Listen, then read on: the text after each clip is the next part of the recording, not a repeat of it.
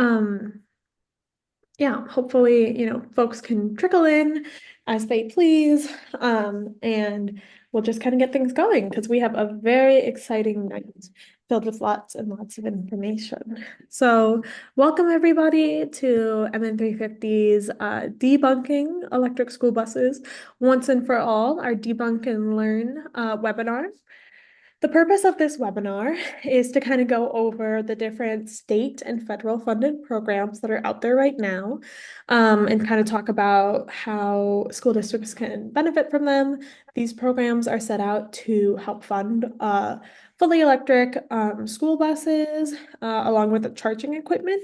So I will spend a little bit of time talking about those.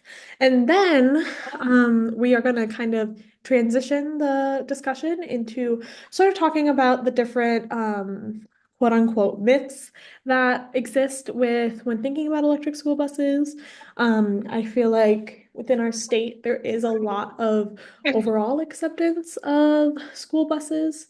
However, there are also a lot of people who, for one reason or another, are worried about the range or are worried about the temperature. And so we have some Minnesota local voices here with us who all have experience in one way or another with electric school buses within our state. And so I'm really excited for everyone to kind of hear from them on what different lessons they've learned. So I am gonna bring us over to this slide, which will just kind of go over Zoom etiquette and everything. But also I'm going to read off really fast. At MN350, we have a land acknowledgement that we like to read out loud to folks. And so I'm just going to read that really fast, and then we'll kind of hop into everything. And just a friendly reminder for folks, if you could please, if you're joining us now, if you could please mute yourself, just so then we can hear everybody clearly. And this is being recorded just so it can be shared out to other individuals as a resource. If you are not comfortable, I'm not quite sure what video it's going to pick up, but if you are not comfortable with your face being recorded, please feel free to turn off your video. You don't have to have it on. But okay, I'm just going to read out loud really fast our land acknowledgement, and then we'll kick things off. So, a call to action for Indigenous communities. While land acknowledgements are intended to be respectful, they oversimplify complex tribal histories and fail to recognize the ongoing impacts of colonialization that tribal communities continue to live with to this day. In place of a land acknowledgement, we ask that you support Indigenous communities by taking action. We ask that you give land back to tribes, protect the environment and wild rice. Tribal cultures depend on them. Insist that the United States respects tribal sovereignty and upholds its trust responsibility to tribes, which includes appropriate levels of federal funding to support tribal needs. Many promises to tribes still need to be kept. Elect officials and judges that understand tribal relationships, governments, and law. Invest in tribal communities and economies. Challenge and reject all stereotypes about Indigenous people. Insist that your children and grandchildren are taught accurate information about the histories, cultures, and contemporary lives of Indigenous peoples in your school system, and inform yourself about issues impacting Indigenous communities and speak up. The sovereignty, well-being, cultures, and languages of Indigenous peoples are born of their homelands, and that makes these lands and waters precious to Native communities. All of us have the responsibility to treat them with the respect and care that they deserve and to steward them carefully for the next generations. Please do your part. Thank you. All right, so thank you everybody for taking that space with me. Just again, a quick little bit of Zoom etiquette for folks is please to mute yourself upon arrival. And also, we are going to have a questions and answers section at the end of this webinar. But if you do have questions, please feel free to type them in the chat when you think of them. I promise I will make sure to catch them at the end. Or near the end, that's when you can unmute yourself. But also on the left side of our screen, I have all of our different Mythbusters. And I'm really excited to have all of them with us. We have Lexi with the Minnesota Pollution Control Agency, Nick with Northstar Bus Lines / American Student Transportation, Tim, who is the superintendent of Red Lake Public Schools District, and Anna, who is with the Minnesota Department of Commerce. So they're all going to tackle kind of different sides of sort of what electric school bus deployment looks like. But before we get into that, I am going to give a brief overview of one of the programs that are available right now, and then Anna later on will talk about another one.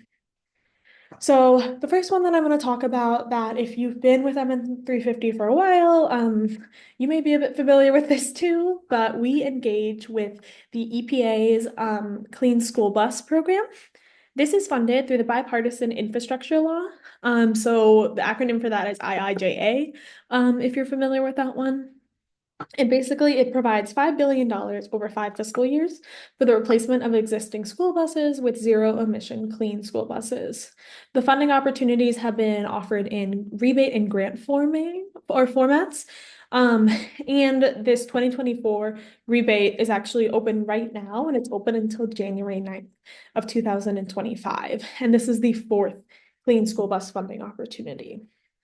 Now, I don't have the grants up because we're unsure if there's going to be another grant round, so I'm just talking about the rebates right now. The rebates are the program that is open at the moment. In previous years, the EPA has done a grant program. The grant program is more competitive in terms of selection process, but there is more money that is tied to it. But for the rebates, they are quick and simple, and the applications are submitted through the EPA portal, which is through sam.gov. The selection process is random, so it is a lottery process. And so what I like to tell people is that basically, the amount of Minnesota, if the more Minnesota applicants we get in, the higher chance we have to be selected as a state as a whole. Because there's about usually $1 billion allocated towards each program, which feels like a lot, but then you're competing with the entire United States. And so again, the more Minnesota names we get in, the higher chance we have of getting selected.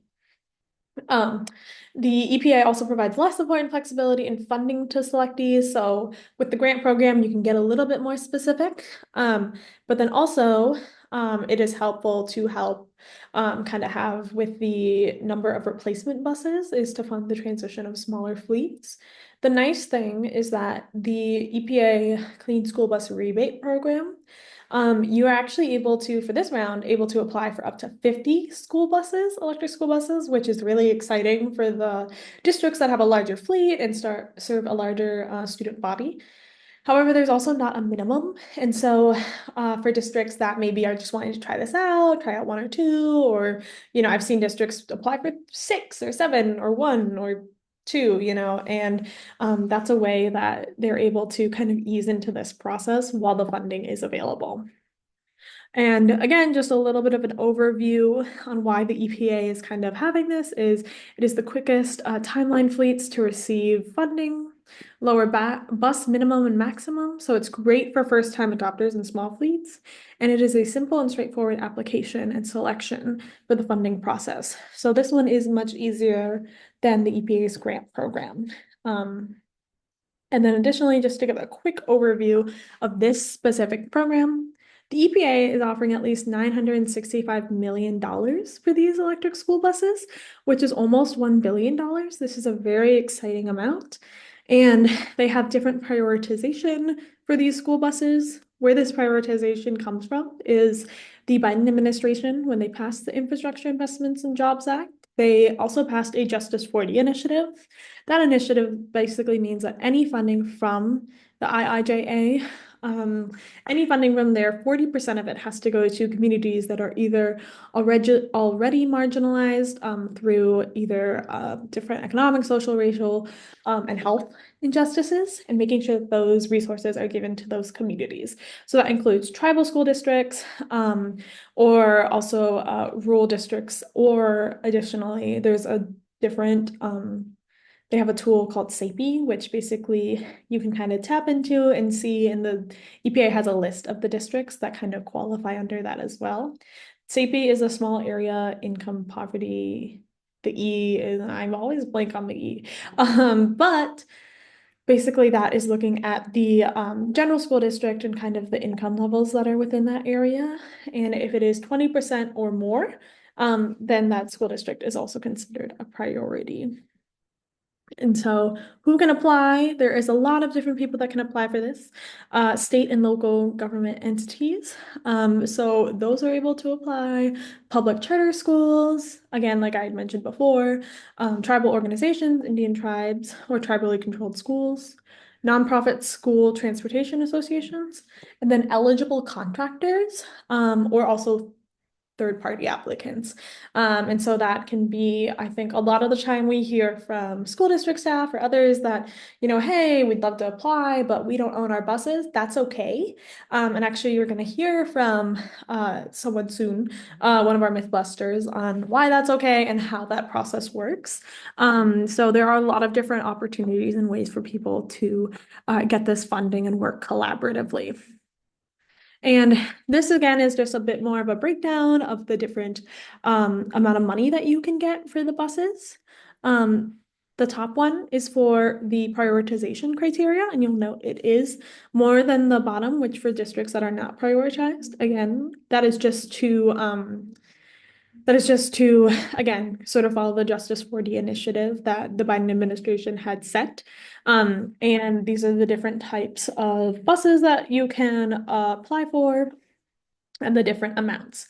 Additionally, also right over here, there are school districts that you are able to also tap into the IRA tax credits. And so that's another way as well. And also if applicants are applying and their school buses are ADA compliant, there's additional money that can go towards that, which is also really exciting. As you know, I always think about students when they are getting on buses, and if they do need accessibility needs, they're actually already back there in front of the tailpipe. So it's really important that we make sure that they're already, once getting onto the bus, breathing clean and healthier air. So why we need to act now, mainly is because I know it's been 2 weeks since the 2024 election, and there is some uncertainty now as the administration is going to change. So some of the facts are that we've already used about 3 billion of the 5 billion for the Clean School Bus Program.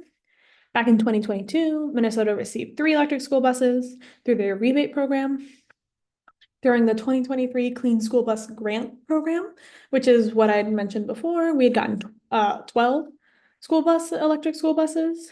Sorry, that was a typo on my end. And then in 2023, we received 67 electric school buses through the rebate program. So that's a really exciting positive to see that Minnesota's numbers are going up, and that we're able to get more and more folks engaged. There's about almost $1 billion on the line for this round of funding, which leaves us potentially with a little bit more than 1 billion left for whatever the EPA decides the final round of funding may be. We are not sure if this funding will continue under the new administration. So it is a hope that we are able to continue to have this funding. Also, there's the potential that the EPA could decide to spend all of the money to make sure that districts are able to take advantage of it before the administration changes, or it could be left up to the administration to decide what to do with that final bit of funding. But all of this to say is the opportunity is here right now, and I really cannot emphasize this enough that we cannot miss this opportunity. We'll continue here to advocate for different funding and incentives and everything to help get our students onto healthier school buses. But right now there is a substantial amount of money on the line. And so we're really hoping and pushing for folks to engage with their school districts, their bus contractors, everyone in between, to get these students on these healthier buses. So that was a very long-winded and quick version of the EPA's program, and I do apologize for being quick. I just do want to make sure that we get time to hear from all the amazing speakers. But also at the end, folks, if you do have any questions, feel free to put them in the chat, or you can ask at the end, and I can answer whatever I can. I'll also be able to provide some follow-up information. But with that, I'm going to slide on into our Mythbusters section. And so the order that we saw is the different people that are going to speak, and they're going to be talking about a variety of different sort of evidence and stories and lessons learned about deploying electric school buses in Minnesota. And these are Minnesota voices advocating for Minnesota's future. So I'm really excited. We have a fantastic panel set up for us today. And I'm going to pass it over first to Lexi, who is the Electric Vehicle Program Administrator for the Minnesota Pollution Control Agency. The myth that I could think of was sort of around the same basis of some people say that there's not enough data yet to look and know if electric school buses even work. And Lexi is kind of here to share about what data the MPCA has brought together and share those findings. So I will pass it over to Lexi. Yeah, thank you, Sunita. Thanks for having me and us. It's been this is a great opportunity to talk about electric school buses. So happy to be here.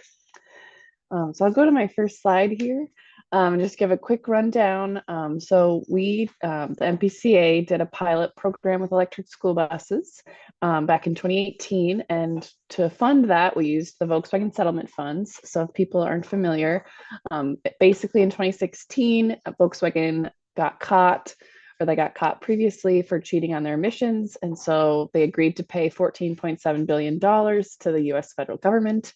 Minnesota received nearly 50 million from that settlement. And the two things we can spend the money on was replacing old diesel vehicles and equipment with new models, as well as installing electric vehicle charging stations. And so one of the funding opportunities we did was electric school buses. So let's to the next slide. So these are the categories, like I mentioned, and I'm going to talk about electric school buses today, but I just wanted to show all the categories that we've also been funding through the Volkswagen settlement funds. So for the pilot program, we funded 8 electric school buses, and I know they're kind of hard to see, but they are the red dots on the left side of your screen here to kind of show where the pilots took place. And then we also did another round of funding, and I included the additional 7 we funded for phase 2 on the right as well to kind of show where all the electric school buses are. But today I'm going to talk about the pilot, which are the 8 buses on the left. You can go to the next slide. So for the electric school bus pilot, like I said, we had 8 electric school buses that we were funded across the state of Minnesota. And then we collected their data. They were really great grantees and giving us the data. And we collected it and it compiled it into this pilot project report. So some of the big highlights I wanted to point out are the average daily mileage across all 8 electric buses was 71 miles. The max daily mileage was 119 miles. The average fuel cost savings was $430 per month, which was great to see. And even some buses got a lot higher than that. But we did have one electric school bus that had some battery issues from the manufacturer. So that kind of brought the overall cost savings down, but we wanted to include it to really give the full picture and really give that average. As far as availability, they're on average available 83% of the time. And again, that electric school bus that was having a little bit of issues did bring that average or availability down a little bit, but we wanted to include it. And then top benefits noticed by drivers were a significant noise reduction. Some drivers noted that they were able to monitor student behavior a lot better and even stop bullying in some cases, which was great to hear. And then no exhaust smell was really great. The drivers really appreciated that. And then as well as they enjoyed the smooth acceleration.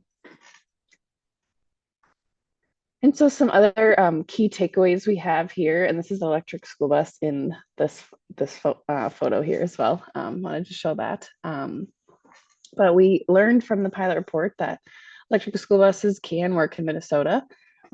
It was really interesting to see that not a lot of other states have pilot reports out there.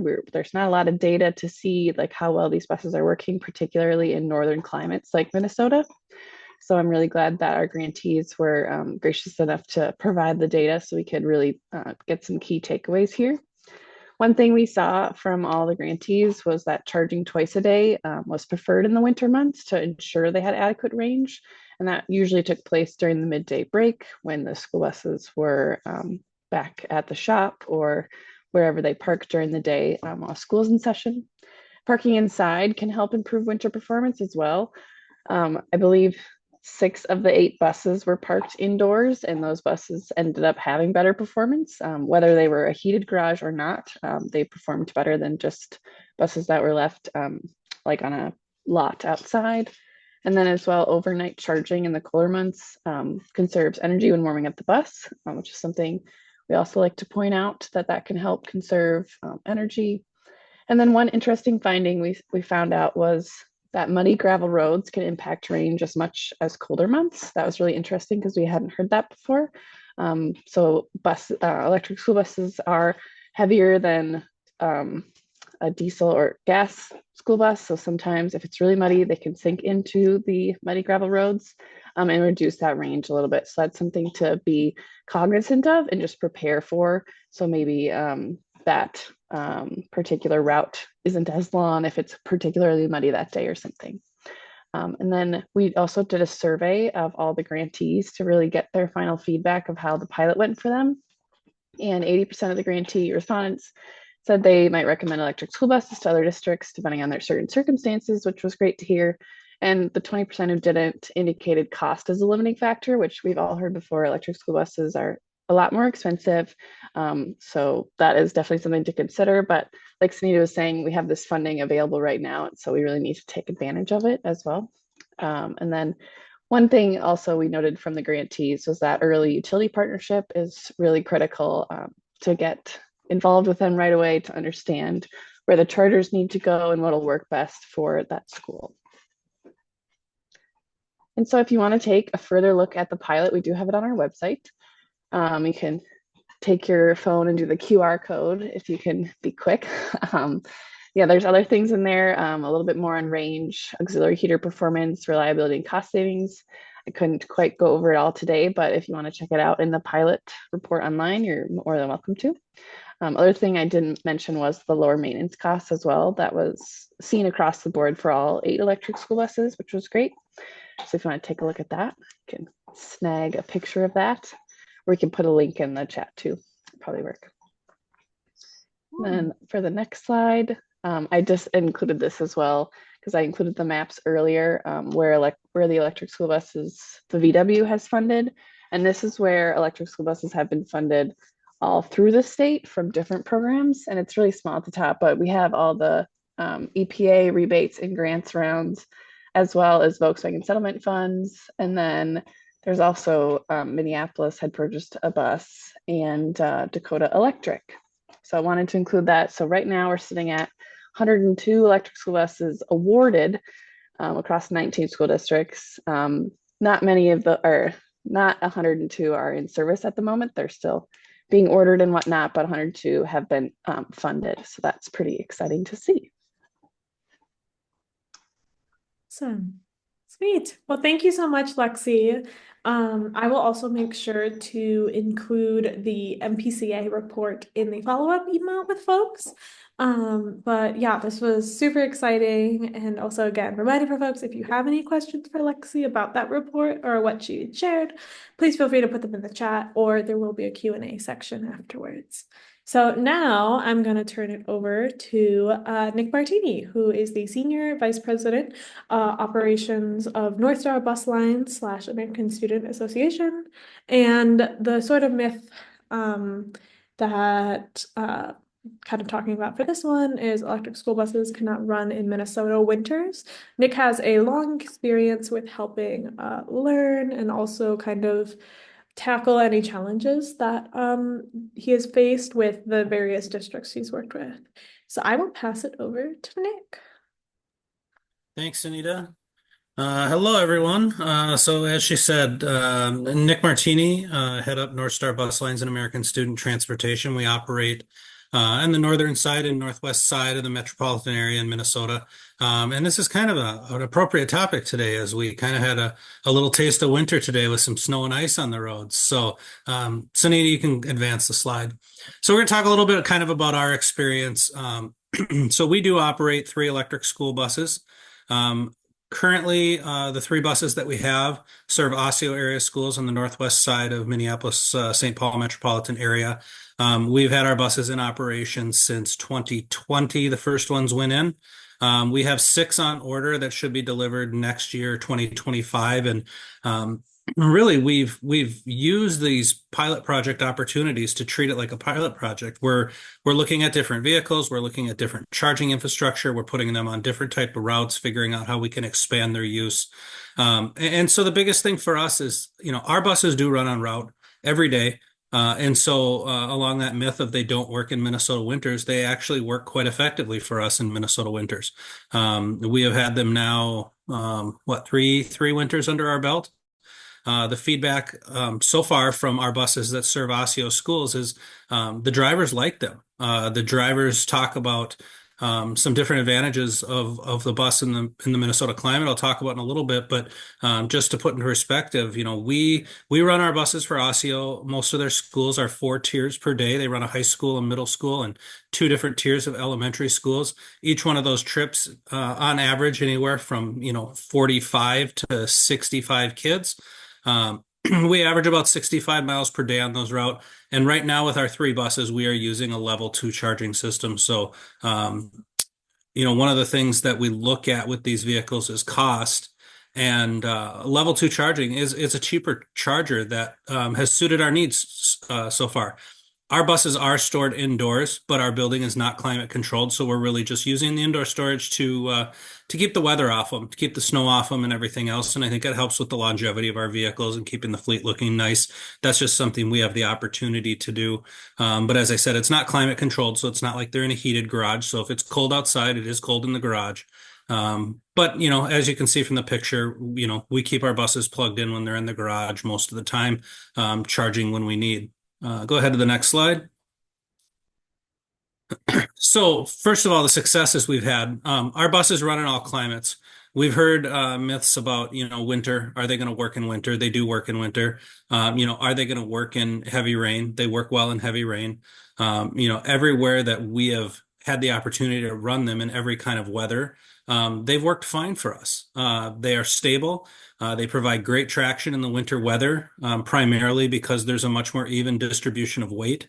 With the batteries in the middle of the bus, in between the frame rails, creates a low center of gravity, adds weight to the rear end of the bus, which typically on our diesel buses is light because all the motor weight and transmission weight is in the front. And so the drivers really love the way that they handle in the winter. Obviously, the bus is quiet in the inside, which helps with student management. Shop loves them from the shorter preventative maintenance cycle time. So for us, when we bring a bus in, instead of replacing, 26 to 32 quarts of oil, it's really just a maintenance check and checking brakes, greasing some grease zerks, and out the door they go. Not much to do with fluids, not much to do with filters. There's obviously no engine components that we have to check. We're not dealing with, turbos, intercoolers, things like that going out. And so they are quick in and out of the shop. As part of that, also, there's a significant parts savings. There's just fewer moving parts on an electric school bus, which less wear and tear, less natural ability for a part to fail. And so where we've seen savings is because of the braking, the engine braking that's on there with the electric and regenerative braking. We're easing off the throttle more and we're taking longer to stop. And so with that, the drivers are lighter on the brakes. So we're seeing that we're not going through brakes nearly as quickly. As I said, fluids, we're not changing the significant, gallons of oil. There's not the same amount of coolant. There's just different things in this vehicle that offer some part savings. One of the biggest things that comes out of it too, specifically when we talk about winter, is people are concerned about range. Everything that you hear, range and cost are the 2 biggest things that come out of it. Range has not been an issue for us. Much like we would not send a diesel bus on a route that exceeds its, fuel capacity for mileage, we don't send an electric bus on a route that exceeds its fuel capacity for mileage. We're not going to take a bus that has 125 miles of range and put it on a route that is 200 miles long. We know that's not going to be a successful opportunity. So, mating the needs of the bus, the application of the bus to your specific need of your routes is important. And as I alluded to earlier with charging, there's really no need to spend a lot of money on a charger that charges a bus in 3 hours if you have all night to charge. You have to look at your individual operation. But for us, range has not been an issue winter, summer, spring, or fall.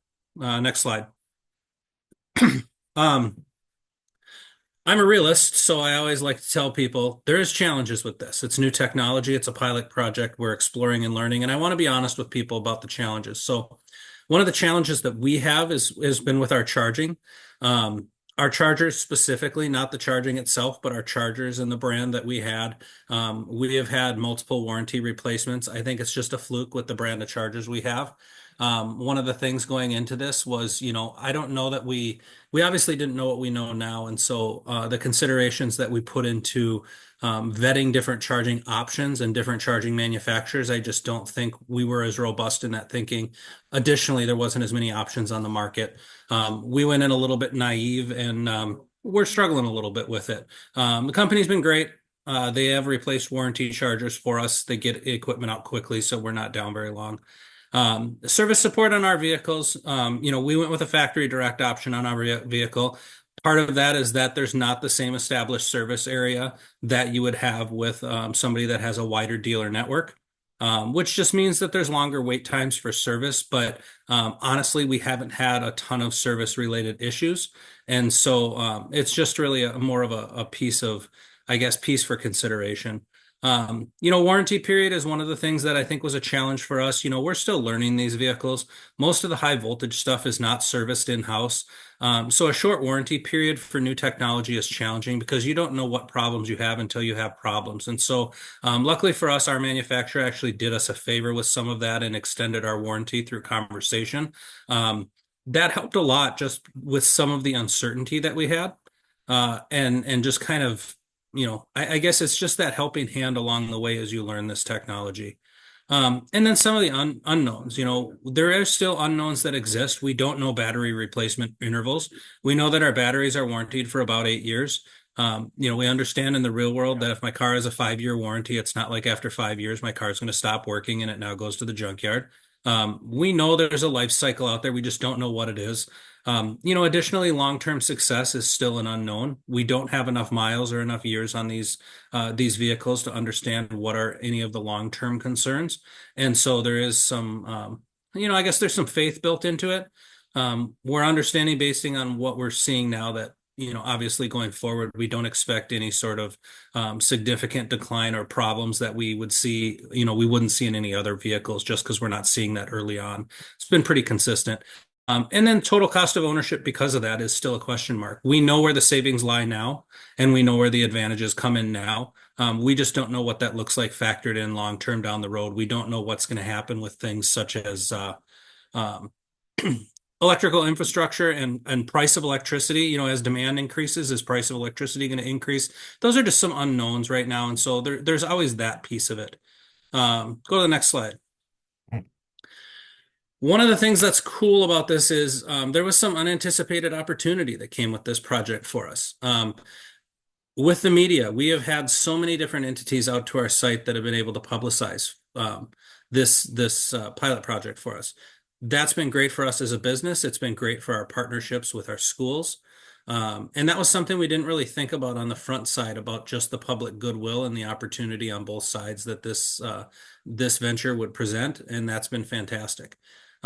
We use the vehicles for recruiting. So our buses in the summertime, we run every year about 40 parades that our bus is all lettered up in, and we bring it to the parades. It has been a great piece for recruiting because the new technology creates intrigue. People have questions and they're asking.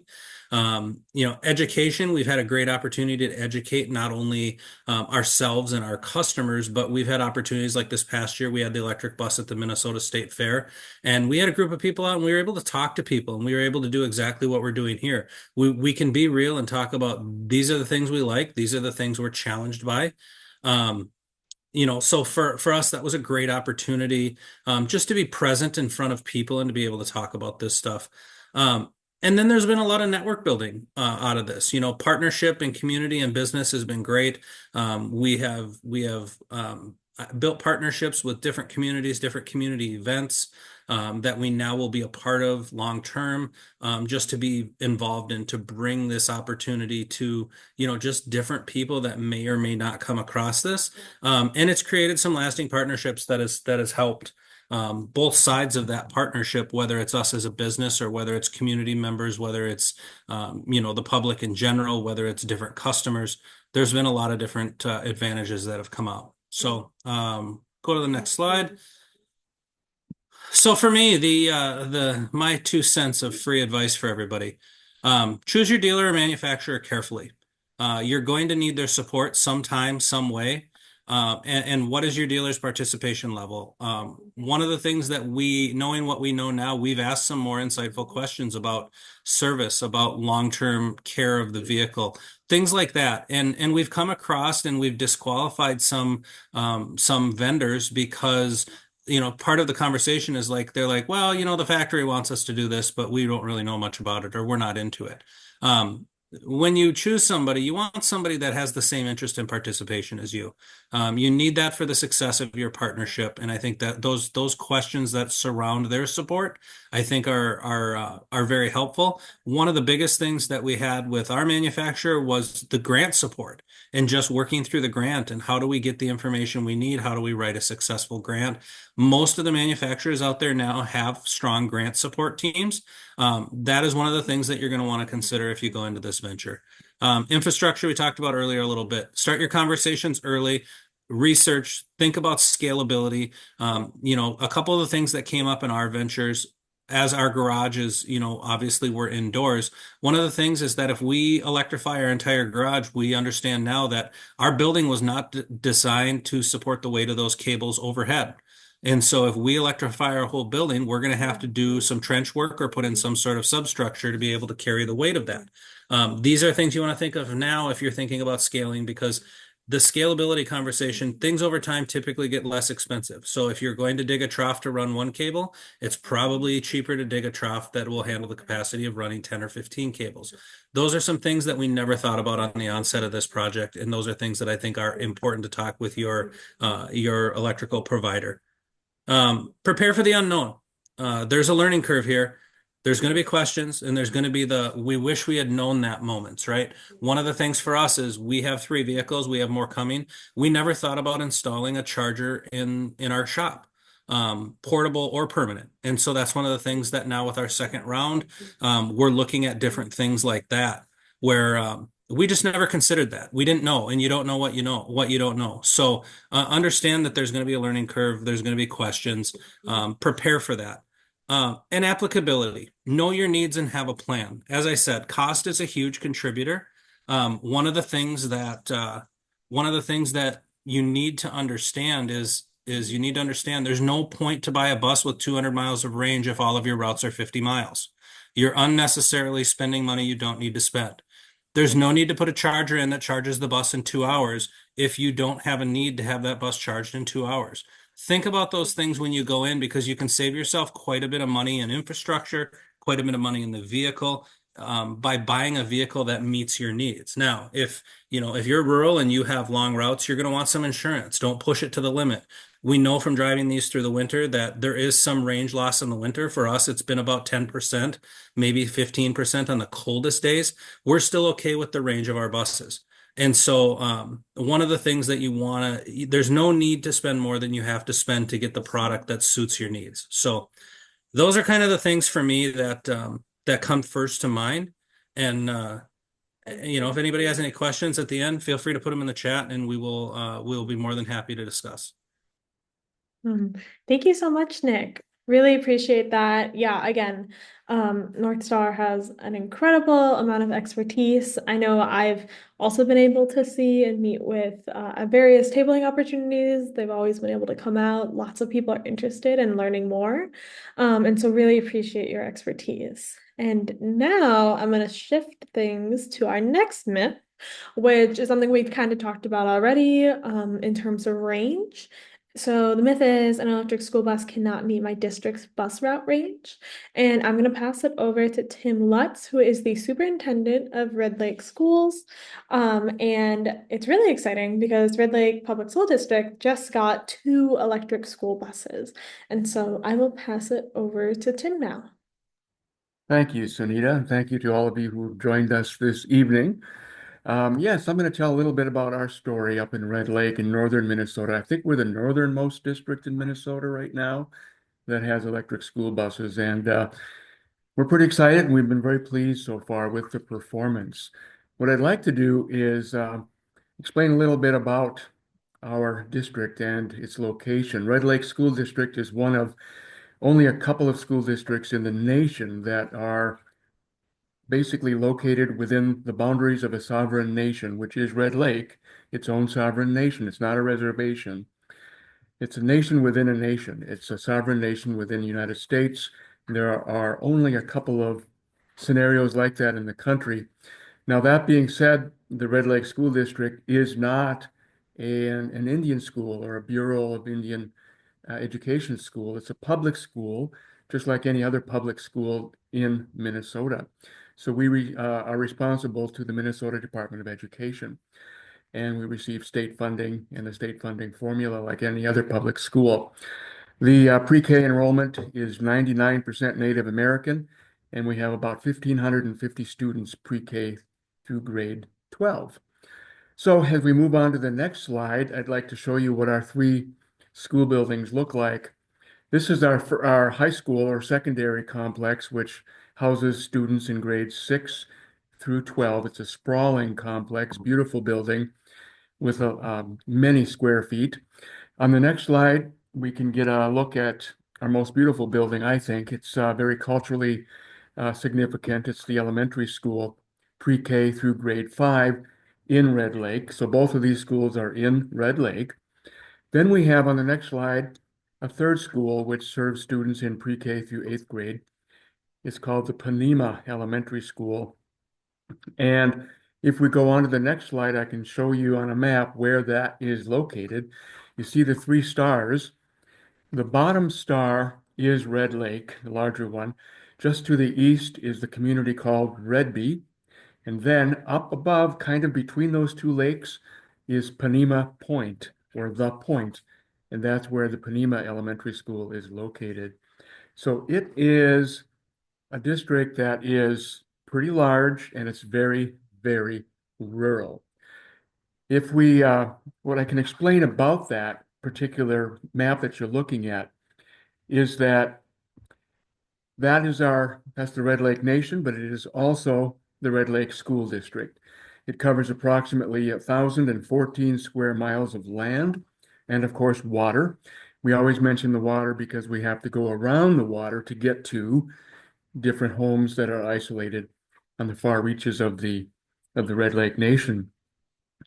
This is, as I said, also a map of the Red Lake School District and serves those three communities. And the average school bus route, we have 26 routes, is between one way, 20 to 25 miles out, and then back again. So between 40 and 50 miles. We have some very, very long routes. Our longest route, if you can click Sunita one more time, you'll see that yellow star come up. That is an area referred to as Neptune. Yes, after the planet, because it's so far away from any other town or community. It's 44 miles one way from Red Lake. Now, we have not tried our electric buses out that far, but we have taken our electric buses 40 miles one way and back just to see if it could handle it. And we had no issues, no problems at all with that range. So now if we move on to the next slide, you can get a look at just where we are located. We are located in Beltrami County, which is one of the northernmost counties in the state of Minnesota.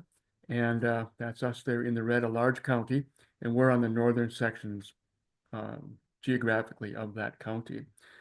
Now, moving on to the next slide. This is a shot of the day that our first bus arrived, and it was quite a haul. And I believe it came in from several states away, Kansas City, or in the Missouri area. And we were pretty excited that day when it did arrive. And I put a picture of the Bluebird logo because I think it's kind of cool how it shows the Bluebird in green and the tail turns into a electrical socket, which is kind of interesting to see. And the kids right away picked up on that, the students, how it looks different. Moving on to the next slide. As soon as we received delivery, we had training support from Highland Bus Company. We went with Highland Bus Company for these two Bluebird buses for several reasons, and I'll get into that in just a bit. But this the shot on the left shows a couple of trainers who came to Red Lake to provide a full day of training. They also provided some training before and after that remotely using Zoom sessions. But on the right side, you see our bus drivers, and they they were very receptive to the idea of these two new electric school buses, and we've appreciated the support that we have received from Highland. Moving on to the next slide, just a shot of what the engine compartment or non-engine compartment looks like.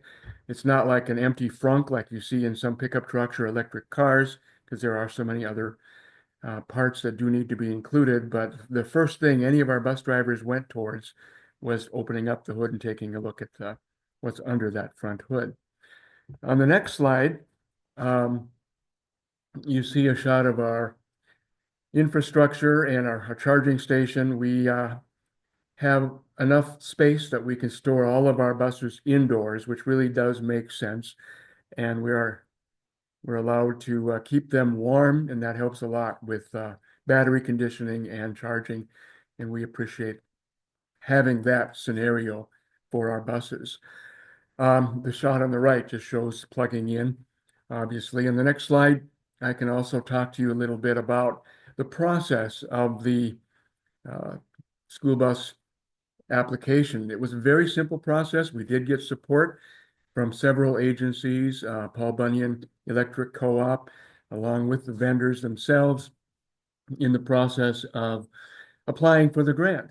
We found that the development of the RFP and the fulfillment of the RFP were a bit more challenging, but still everything worked out just fine. We just found that we put out for several bids, or a bunch of bids, and we received only two back. And the district went with, we had two bids, one from Highland and one from Lion Electric Company, and they both provided maintenance proposals that were similar to each other. However, we felt that Highland Bus offered a maintenance agreement that was more conducive to what we needed. And weighing the risks, we decided as a district that having that maintenance agreement for each of our two buses would be much more advantageous due to the newness of the technology.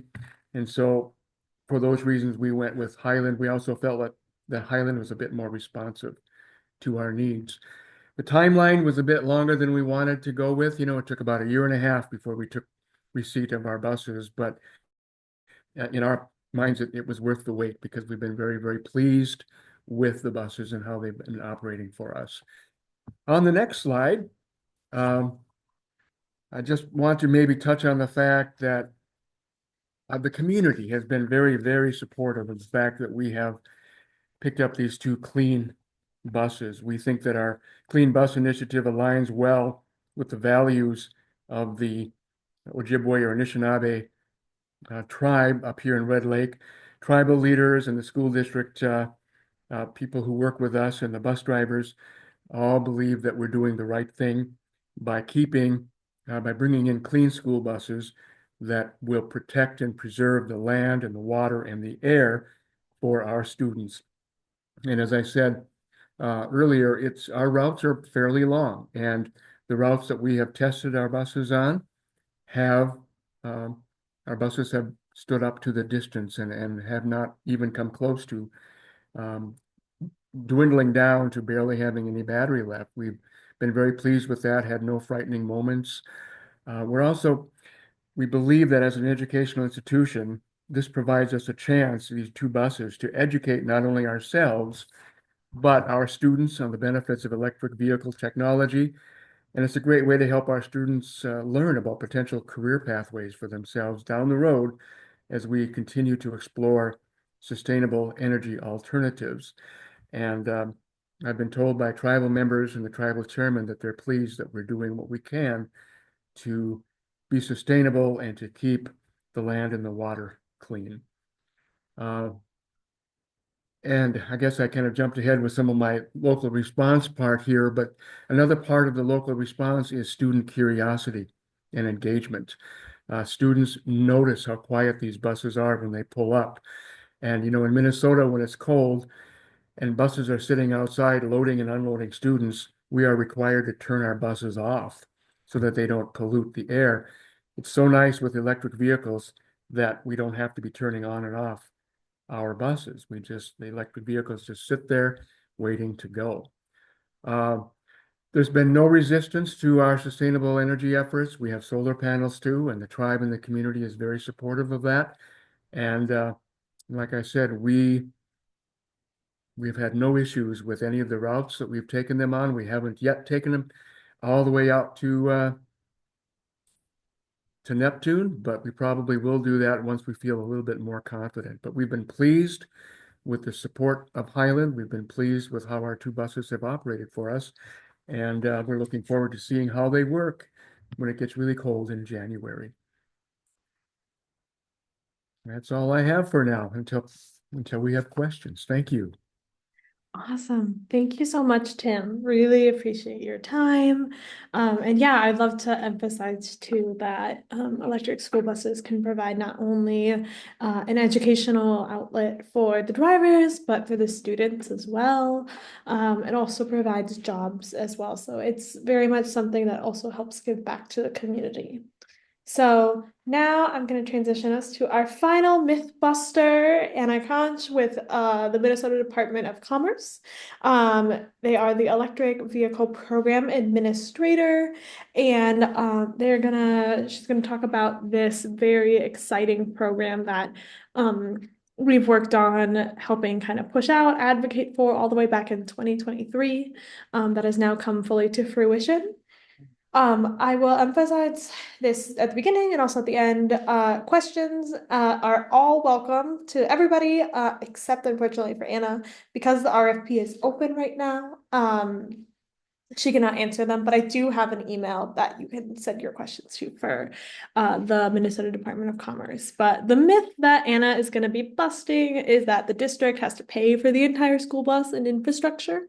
This is something we hear a lot, and like everyone has already kind of emphasized, cost is definitely something that is at the top of minds for school districts. So I will pass it over to Anna. Thanks, Anita. And yeah, sorry to be a little bit of a buzzkill about not being able to answer questions, but the good news is that means that you can apply for those funds right now.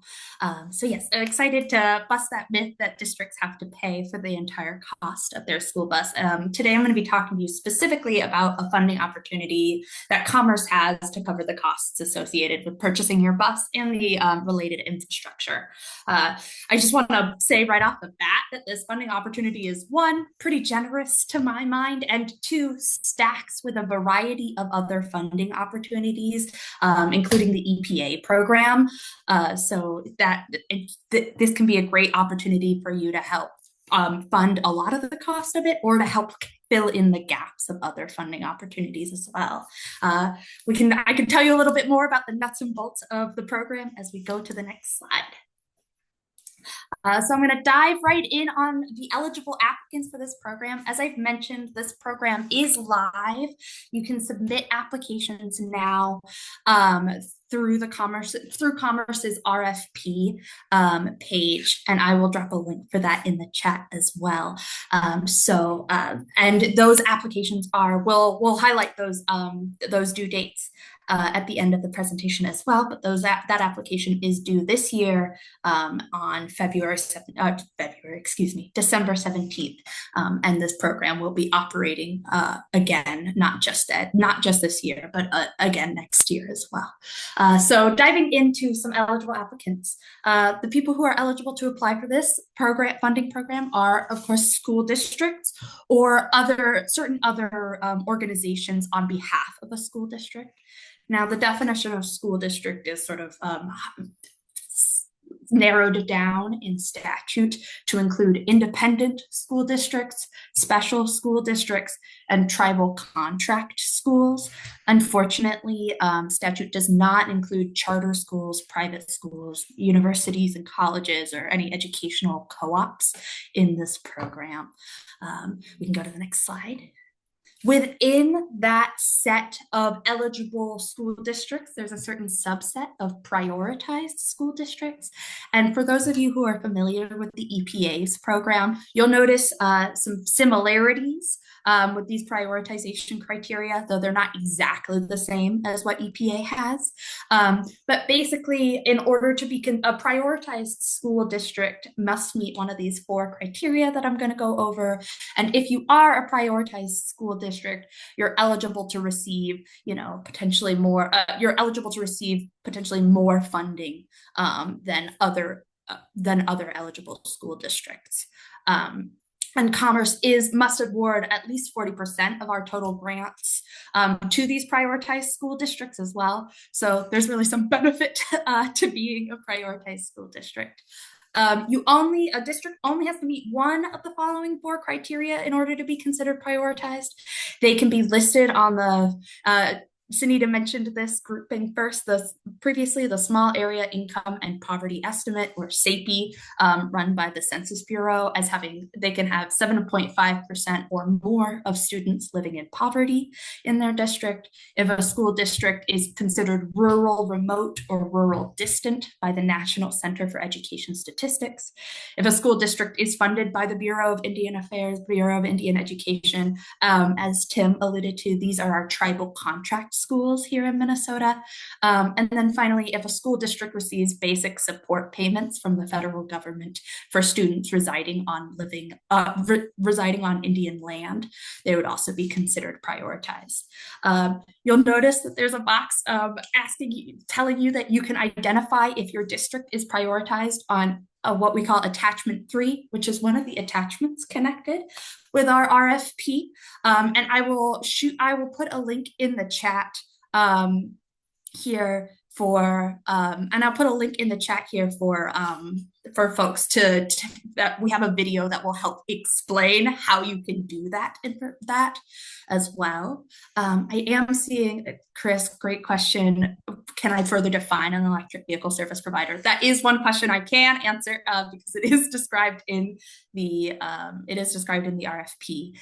So an electric vehicle service provider is considered anyone who operates, installs, or maintains the chargers that would be used for an electric school bus. So entities that, like Tim mentioned, of Highland Fleets or any other entities that have those chargers there would be considered eligible entities for this application as well.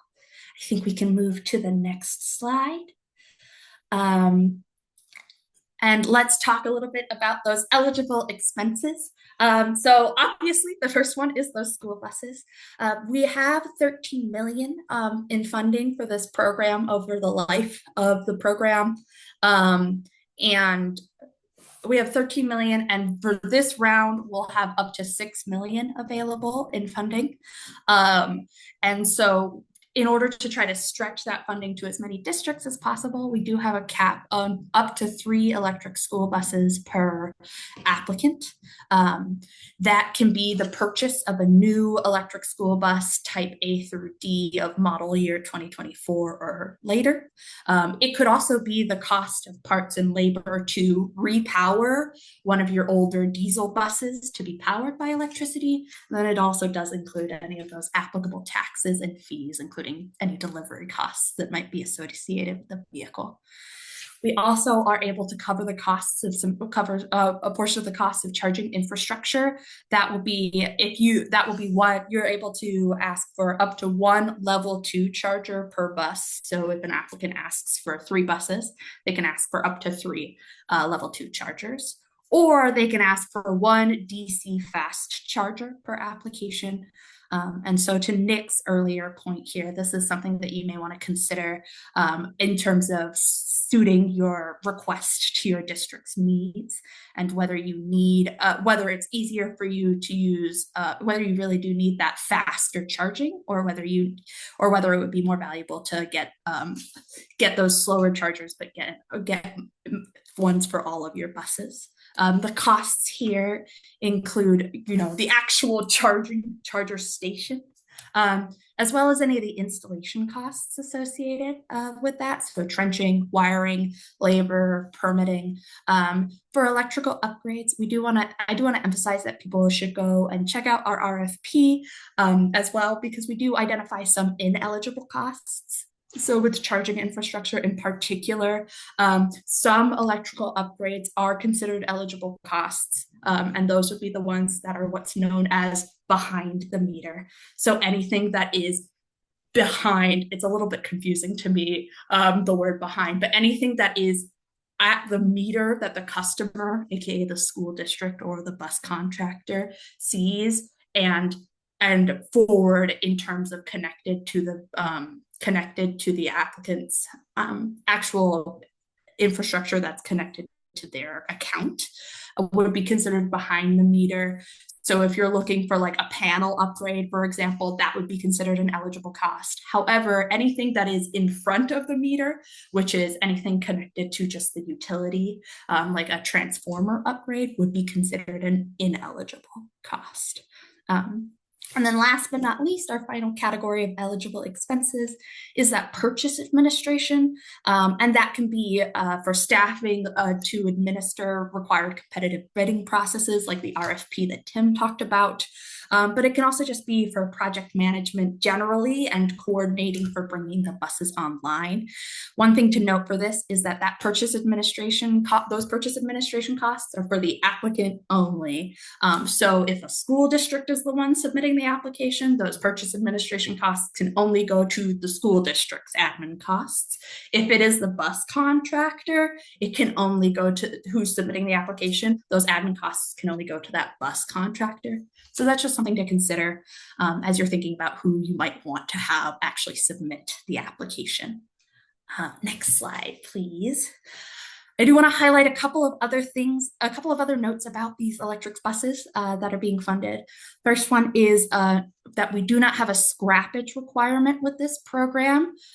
Folks familiar with the EPA and with the MPCA's previous funding opportunities might recognize the term scrappage, but scrappage basically means taking out of service, disabling an older diesel or other fossil fuel powered bus in order to get access to that new electric school bus. The Department of Commerce's program is not going to require folks to scrap, sell, or donate those fossil fuel powered buses. However, in lieu of that, we will be requiring folks to operate any electric buses purchased with this funding for at least 3 days a week on average during the school year to make sure those buses are getting the use that they deserve. And an additional operations requirement that we'll be having for those buses is that they're required to operate for 5 years. And then something else that, I've mentioned earlier, but it's worth underlining, is that this program does also allow repowers. So an applicant can use this funding to pay for converting a diesel bus into a bus powered by electricity. This may be of interest to you if you have a lot of, mid-aged buses in your fleet and are interested in a lower cost option of transforming those to electric, as repowers can be cheaper than buying a new electric bus. And in some cases can also have a sort of shorter lead time as well. Thanks. Next slide. All right, let's get down to the thing that everybody cares about, the money. Again, I want to highlight that this funding is stackable with federal funds. And I'll talk about those tax credits as well as obviously the EPA's Clean School Bus program. Something you'll notice here is that our grant caps are expressed as a percentage of costs and not an absolute dollar amount. So these percentages do mean that this program cannot cover your entire cost of the bus, although as you'll see, it can cover an awful lot of the cost of the bus. So applicants will be required to demonstrate that they can cover the rest of the cost of the bus as well. The next thing I want to highlight here is that you'll notice that the funding here is still pretty generous. Even we sort of base how much funding you can receive on 2 factors. One, whether your district is prioritized, as I mentioned earlier, and that is those two big chunky columns on the first half and the second half of the table. And then the second factor is based on a district's assessed financial need. The Department of Commerce uses the adjusted net tax capacity divided by the adjusted pupil unit, sort of common measure in school financing, to determine financial need. And that is expressed along these columns. So we have three different buckets of that ANTC over APU number as well. So our applicants who are eligible for the most funding coverage are those prioritized school districts that have the lowest ANTC over APU. And those folks would be eligible. So yeah, thanks, Anita. I appreciate you highlighting those parts of the table. So you can see the percentage of cost covers in each of those three eligible expense categories I mentioned along that half there. So these districts would be eligible for 90% of the cost of the bus covered, up to 90%, up to 95% of the cost of the chargers and administration covered. Even our districts who receive sort of the lowest amount of funding would be those districts with an ANTC over APU of 18,600 or more, who are not considered prioritized. And even they are eligible to receive up to 80% of the cost of the bus and 65% of the cost of the chargers and admin. One last thing I also want to highlight here that you'll see at the bottom is that the administrative costs, expenses covered by this grant do need to be less, 10% or less of the entire requested funding amount. So to make numbers and math a little easier, if an applicant is requesting $1 million in funding from Commerce, they can only receive $100,000 worth of admin expenses, even if they are a district that is eligible for 95% of the cost and they think that their admin expenses are going to be $200,000. And we'll still have that cap at that 10% of the total cost the total funding asked for. And that's to make sure as much of this funding as possible is actually going to those buses and school and chargers. I've again highlighted sort of that you can identify your district's prioritization and financial need on attachment 3. This is where I am going to drop the link to the video for you guys. We do have attachment 3 is a document that we've created that can help you, a district that has all of our eligible districts in the state and lists out whether they're considered prioritized, lists out their ANTC over APU as well. And this video is sort of a tutorial that will help guide you through that spreadsheet attachment so that you can find your district and figure out where on this table you fall, so you know how much funding you're eligible to receive. I think we can go to the next slide. And now back to some of those timeline things. So we did issue this RFP back at the end of October, and we are currently in our question and answer period. That ends December 6th. So please, if you have any questions, as mentioned, I'm unfortunately unable to answer those questions today, as those answers need to be publicly available to any interested applicant. And we'll put some contact information for you if you are interested in asking additional questions. We'll put some contact information for you up on the last slide. Get those questions in by December 6th so that we can answer them by December 10th, so that you can submit your application by December 17th. We anticipate being able to let folks know whether we're awarding those funds in late January, and hoping that people can get started with the work in mid-February. And something else I want to highlight, we do understand that this is a quick turnaround on this grant. But we also want to highlight that this application for funding will run again each year until either the end of 2026 or until all 13 million of the funds that we have available run out. So if you are a little worried, we encourage you to try and apply for this round. But if you're worried that that timing just doesn't work, don't worry. It's going to come up again. So there will be another opportunity to access these funds. And I think next slide. Yes, so thank you very much. Here is where you can find that contact information. If you have any questions, please go ahead and send that to our energy contracts team, and they'll be able to help you get those answers, and we'll get those publicly posted for you.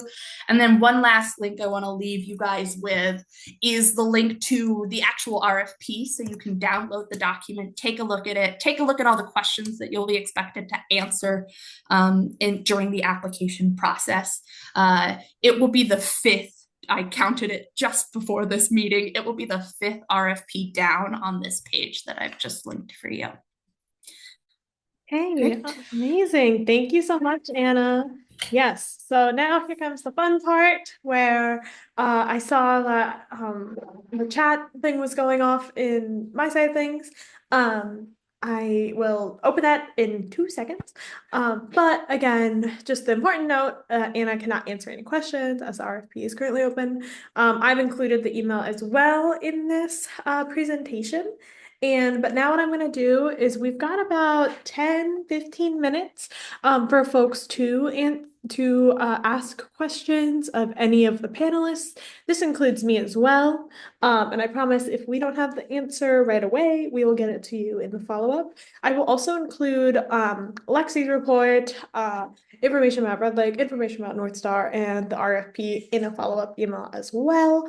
But yeah, I'm really excited about this program, and also as well, I know I started off this presentation all doomsday with the EPA funding, but really hopeful that, we still have this funding. We were able to get it out the door through the Department of Commerce, and we want to utilize it. So this is really exciting stuff.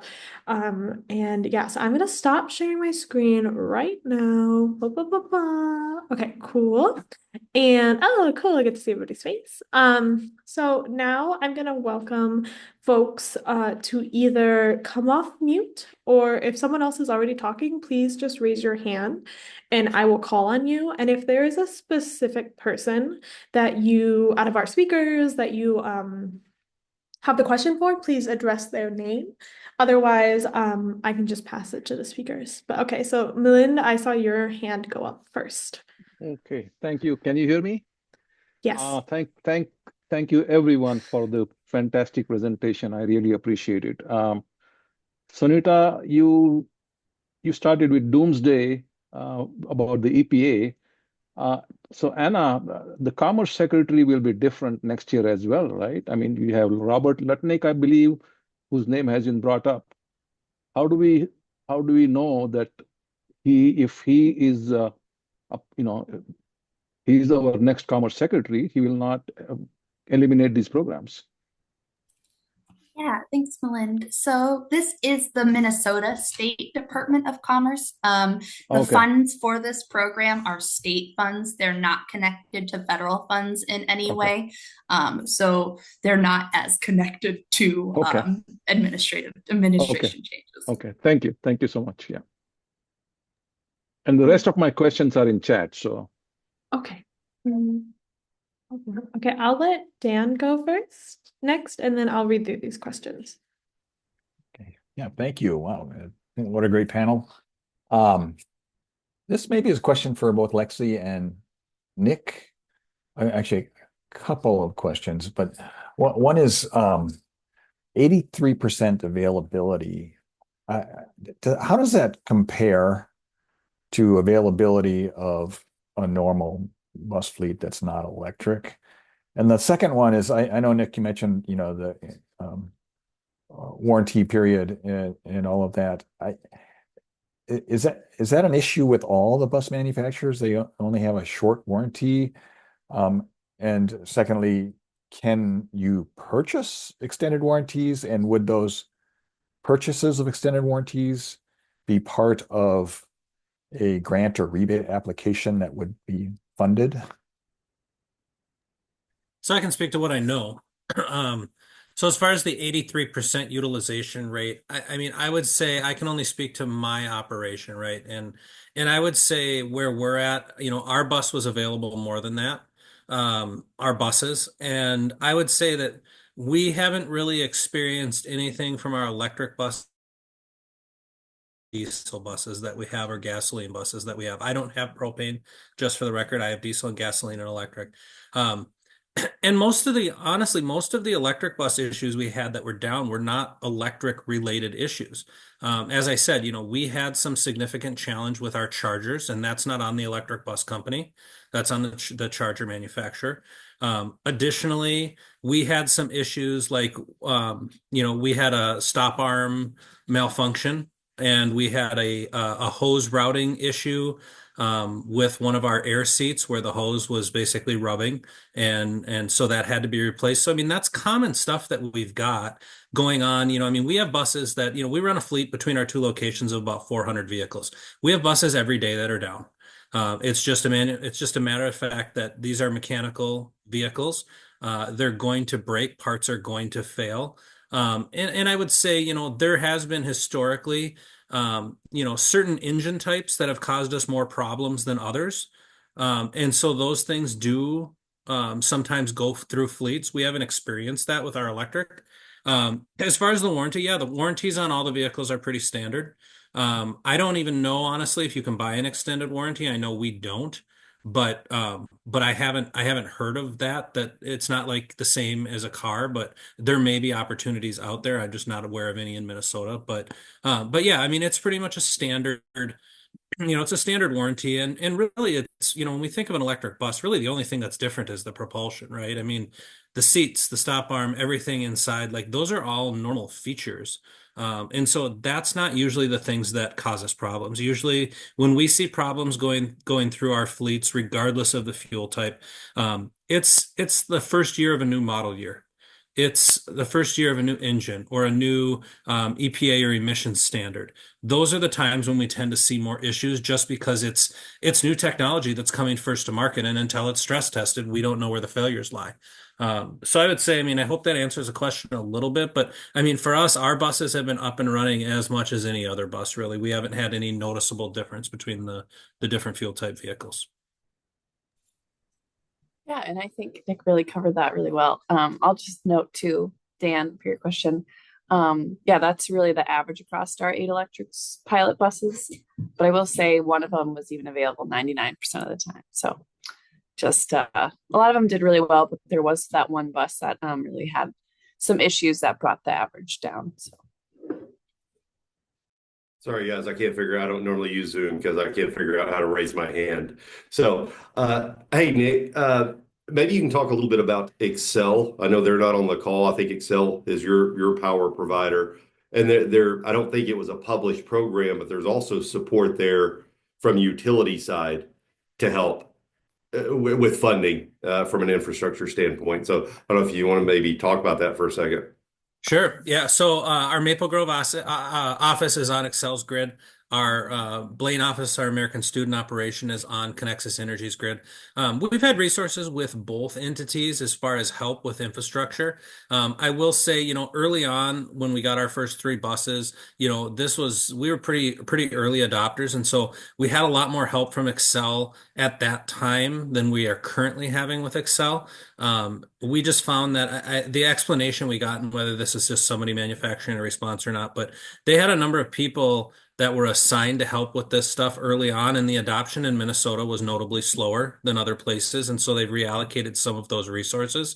Working with Conexus on this next round and getting infrastructure in place, we found Conexus to be pretty responsive, but they're a smaller entity. So, I think that depending on who your provider is, there is resources out there to help on the infrastructure side, much like the grant opportunities. You don't have to go it alone. Reaching out to your local contacts, your local account representative, that can get you up the chain to where they can get you help. Additionally, I think Excel Energy is a big one in our area. I think it's like EV applications at excelenergy.com goes to their team. Maybe that's something, Sunita, we could share out from our resource group that meets But yeah, there's help out there. I mean, it's like anything, you don't have to venture this alone. And if you're very apprehensive, I think as Tim indicated with Red Lake, they selected Highland, and there are opportunities out there for companies that provide electric as a service as well that can help navigate some of the challenge and risk for you if that's appropriate for your operation. Those are just some of the questions I think that you have to look internally to figure out, what is your ability, what is your um, you know, you have to go after it. We went after it pretty hard, and we did it on our own. And Lion was a lot of help for us. Excel was a lot of help for us. Other contacts in the industry, were help. World Resource Institute, places like that. There's a lot of tools out there to help people if you do want to venture on your own. But ultimately, there's no reason that you have to leave these questions to your own devices. There's plenty of support out there to get you the answers you need on all facets of it. Amazing. Yeah, I'll make sure to include that.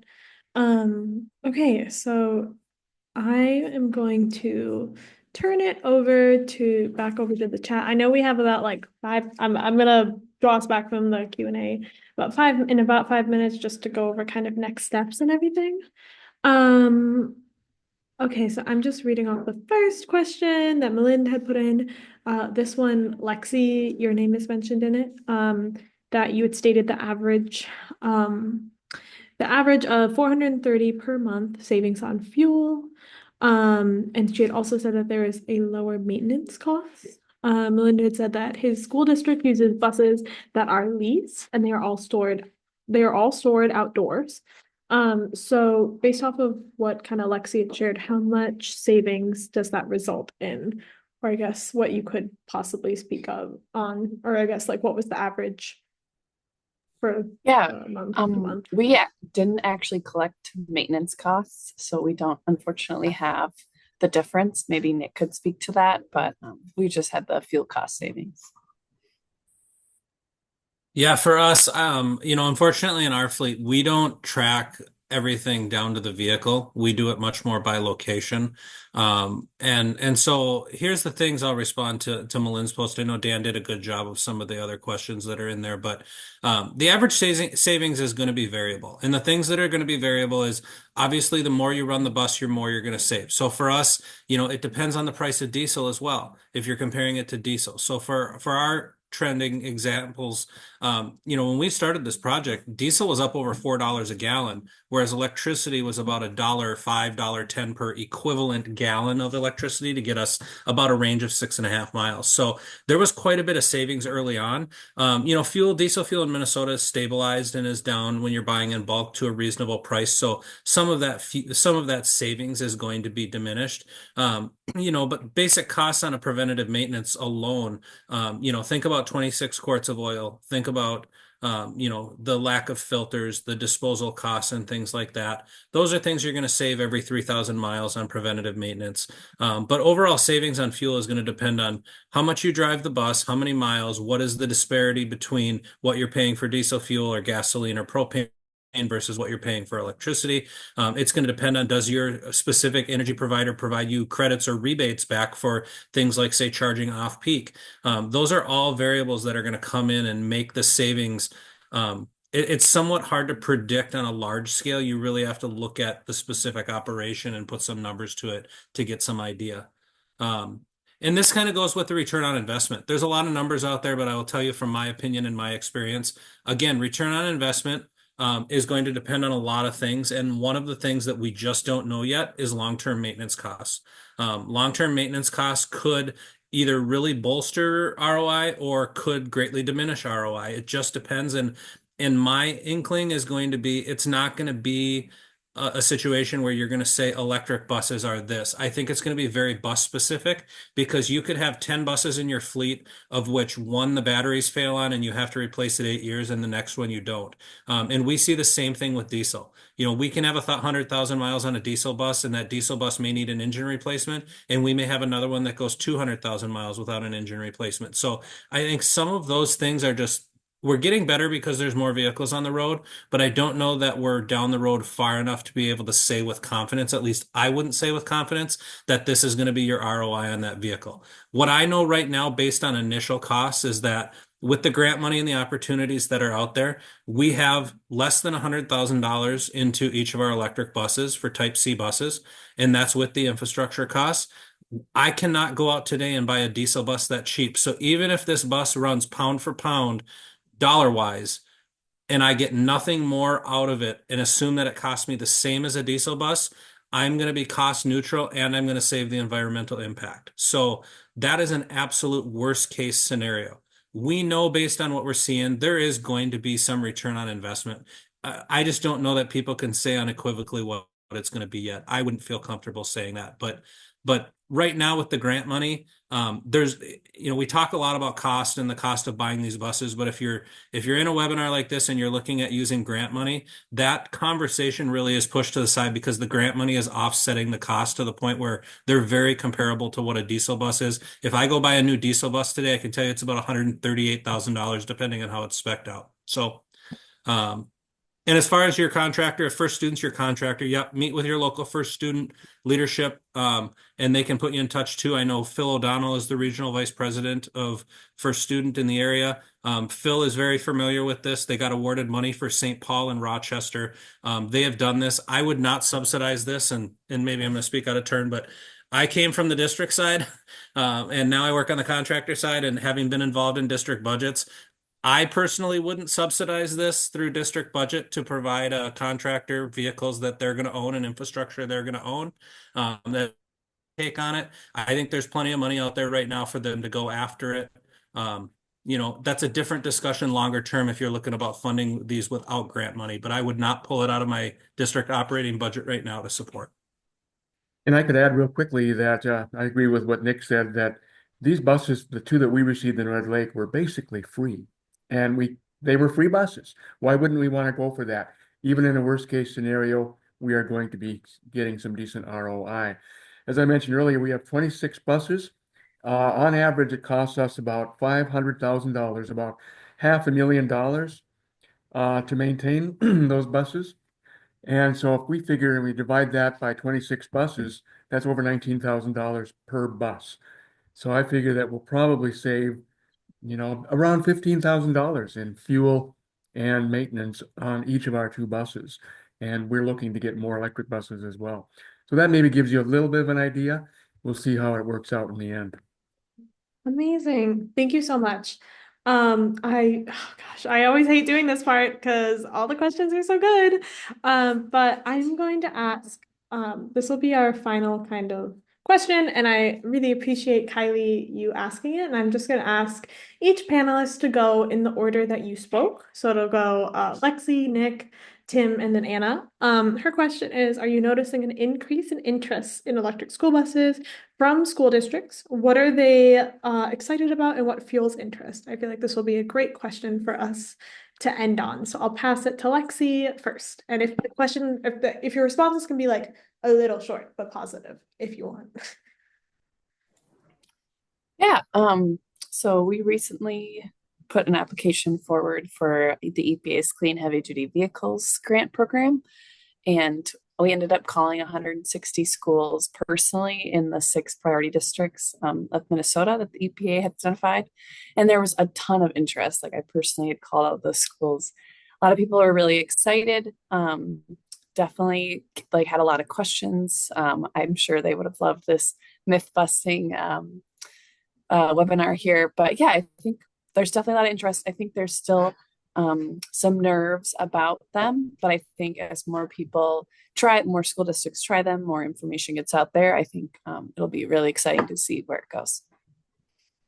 Thank you, Lexi. All right, Nick. Yeah, so for mine, so you see contact information up here. I tell anybody on this webinar too.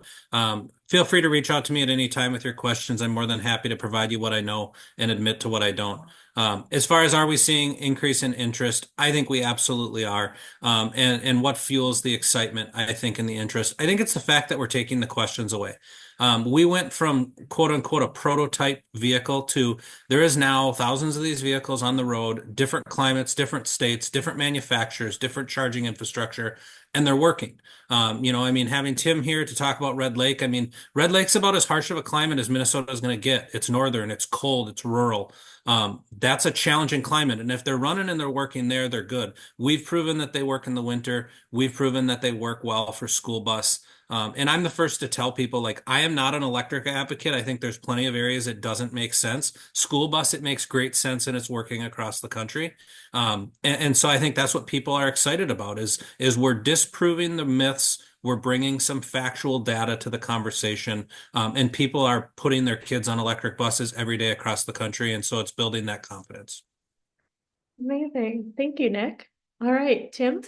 And I would add to that, Red Lake is very close to International Falls, Minnesota, which is considered the icebox of the nation. So we'll see how we end up, but I'm optimistic. I actually answered Kylie's question in the chat box, but yes, every time I go to a meeting, I get questions from interested superintendents and principals and other people from school districts wondering and asking how our buses are working for us. And the interest is huge. We've had a lot of interest with the media in our area as well. So lots of interest out there. Amazing. Thank you, Tim. Yeah, it was so cool to see all the students excited too when we went up to visit. Okay, and Anna, I'll have you close us out. Yeah, thank you. I think Commerce is really sort of the beneficiary of this increase in interest. This program is a new program from the 2023 legislative session, advocated for by advocates of these electric school buses. And the fact that we have this funding to hand out, I think, is a strong indicator of the increase of interest there. We're seeing, as we set this program up, we got the opportunity to do engagement with stakeholders as we were setting the program up, and seeing folks come to our informational webinars on these programs. And so I think certainly people are excited. And I have the very lucky position of being able to offer quite a bit of money for these programs. And so I think I'm seeing a lot of interest and excitement from folks in that realm as well. Sweet. Thank you so much, everybody. I appreciate everyone. We are officially at 8 p.m. I want to respect everybody's time.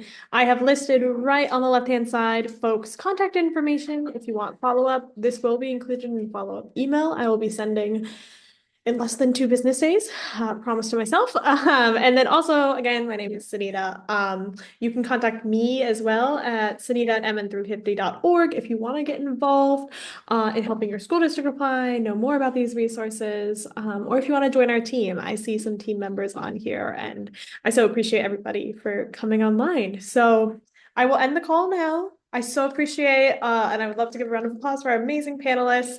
You all did an amazing job. And let's get this done. Why not? Okay, I'll talk to you all soon. Have a great rest of your night. Thank you. Okay, bye. Thank you.